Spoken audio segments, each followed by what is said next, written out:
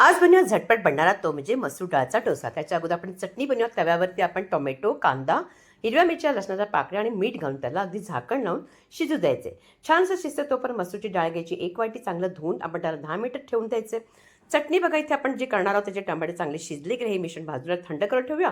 तोपर्यंत मिक्सरच्या भांड्यामध्ये मसूरची डाळ घालायची, आलं, त्याचबरोबर घालायचं जिरं आणि नंतर घालायचं हिरव्या मिरच्या. थोडंसं पाणी घालून छान वाटून घ्यायचं. आपण डोसाचं मिश्रण करतो त्या पद्धतीने.